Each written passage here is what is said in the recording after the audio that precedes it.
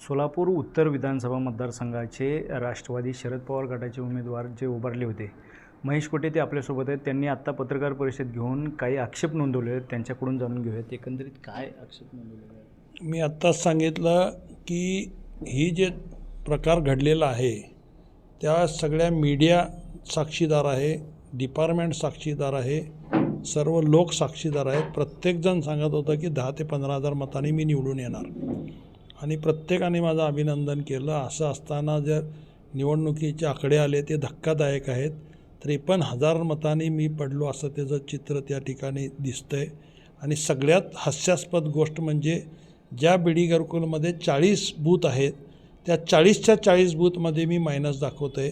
हे कधीही शक्य होणार नाही, कारण त्याचा ABCDपासून सगळंच मी केलेलं आहे. पाणी असेल, रस्ते असतील, ड्रेनेज असेल, लाईटची सोय असेल, शाळा असेल, हॉस्पिटल असेल, पोलीस चौकी असेल, वेगवेगळे मोठे मोठे युनिट्स त्या ठिकाणी आणण्याचं असेल, हे सगळे कामं केलं असताना मला लोक का पाडतील ह्याचा प्रश्न मला पडलेला आहे. आणि त्यामुळं ह्याच्यावरनं तर सिद्ध होतं आहे की 100% त्यांनी मशीन हॅक करून मला पाडण्याचा प्रयत्न केला आहे.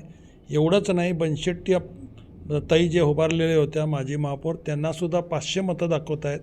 त्या ठिकाणी कमीत कमी त्यांचे 5 ते 10,000 नातेवाईकच आहेत, त्यांचे स्वतःचे मतं तेवढे आहेत.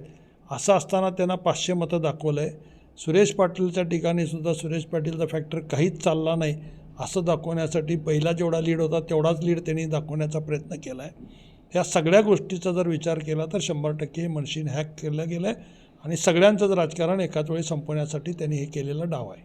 काय याच्याबद्दल तुम्ही पुढे पैसे भरलेत म्हणतो, काय प्रक्रिया पुढे केलेली आहे? आम्ही कोर्टाच्या निदर्शनास आणणार आहोत की बाबा तुम्ही हे व्हीव्हीपॅड चेकिंग करायला सांगितलं असताना ते व्हीव्हीपॅड चेक करणार नाही आहेत. तर त्यांनी आता नव्याने फक्त 10 मतं त्या ठिकाणी जे आम्ही बूथ सांगू त्या बूथमध्ये 10 मतं टाकणार आणि ते त्याच पक्षाला गेले का नाही हे दाखवण्याचा प्रयत्न करणार आहेत. म्हणजे मूळ जे मतपेटीमध्ये मतदान झालेलं आहे ते मतदान मोजलं जाणार नाही आहे. हे निदर्शनास कोर्टाच्या आणण्यासाठी आम्ही हे सगळं पैसे भरले वगैरे केलेलं आहे. आणि हेच आम्ही दाखवतो आहे की कंटेम्प्ट ऑफ कोर्ट कशा पद्धतीने होते ते दाखवण्याचा आणि निवडणूक आयोग कसा ॲडजस्ट झालेला हे दाखवण्याचा प्रयत्न करतो आहे आम्ही. किती पैसे भरलेले आहेत आणि किती मशीनसाठी भरले? 2च मशीनसाठी मी भरले आणि त्या 2 मशीनची किंमत त्यांनी माझ्याकडनं 94,400 रुपये घेतलेले आहेत. त्यामुळं ह्याच्यावरनं लक्षात येतं की 2 बूथ मोजायला ती मूळ वोटिंग न मोजता त्याचे जर तुम्ही 94,000 पैसे घेत असाल तर मला 5%चा अधिकार होता. 15 मशीन मोजायचं जर म्हटलं तर कमीत कमी 10 लाख रुपये लागले असते आणि ते सगळे 100% वेस्टच होते.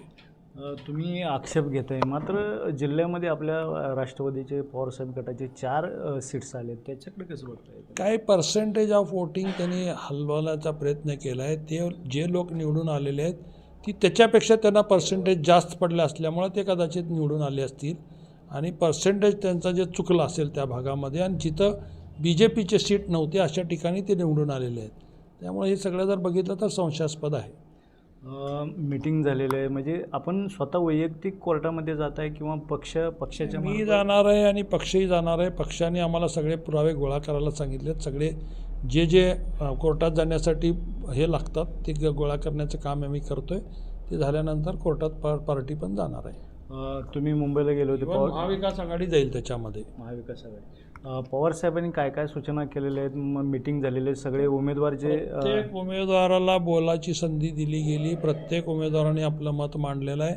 कशी त्यांची फसवणूक झाली प्रत्येकाने सांगितलं. काही लोकांनी बॅटरी 99% होती, मग दिवसभरात बॅटरी वापरली असताना ती 99% कशी राहिली, असे अनेक मुद्दे. काही लोकांनी वोटिंग कमी आणि त्यांचा लीड जास्त, हे कसं काय झालं, असे काही गोष्टी सांगितल्यात. काही लोकांनी सांगितलं की माझ्या गावामध्ये मला एवढे नातेवाईक असतानासुद्धा मला एकसुद्धा माझं स्वतःचंसुद्धा मत नाही, 0 मतं तिथं मिळालेले आहेत. असे अनेक मुद्दे त्या समोर आलेले आहेत.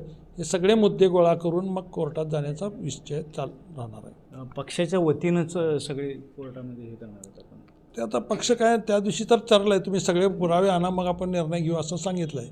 हे नाही जरी केलं तर आम्ही इंडिव्हिज्युअल जाणार आहोत. आता आगामी महापालिका, पंचायत समिती, जिल्हा परिषद निवडणूक अशा परिस्थितीत निवडणुका लढवणंच अवघड झालेलं आहे. कारण जर तुम्ही सगळं जर चोऱ्याच करून जर सगळं निवडून येणार असाल तुम्ही कामाच्या जोरावर मतच मागणार नसाल. तुम्ही बघितलं या इलेक्शनमध्ये मी त्यांनी काय काम केलं 20 वर्षात सांगा म्हणून सांगितलं, 100दा आव्हान केल्यानंतर ते सांगू शकले नाहीत. ह्याचा अर्थ काय? त्यांचं जर काम असतं तर ते सांगितले असते ना. कुठलंही काम ते सांगू शकले नाही कारण त्यांचं कामच नव्हतं. आणि काम नसणाऱ्या माणसाला लोक कसं निवडून देतील, हे साधं त्याचं उत्तर आहे. मग तुम्ही बोलत म्हणले आमचे जे आमदार निवडून आले त्यांनी देखील राजीनामे देऊ काय? हो बरोबर आहे ना. शेवटी काय एकदा त्यांना पूर्ण ताब्यात द्या ना. काय करायचं आहे? जर लोकशाहीचा खूनच करायचं त्यांनी ठरवलेलं असेल तर लोकशाही पद्धतीने कशाला आपण ते 10 लोक तुम्ही जाऊन काय आवाज उठवणार आहे तिथं? म्हणजे तिथं तुमचा आवाज दाबलाच जाणार आहे, वेळोवेळी तुमचा अपमान होणार आहे. तर त्यापेक्षा तुम्ही राजीनामा द्या असं आमचं त्याला आव्हान होतं. तर हे होते महेश कोटे ज्यांनी उत्तर शहर मतदारसंघ लढवलेला आहे आणि यांच्या तीव्र भावना आणि प्रतिक्रिया आपण जाणून घेतलेल्या आहोत. मुंबई तकसाठी विजयकुमार बाबर, सोलापूर.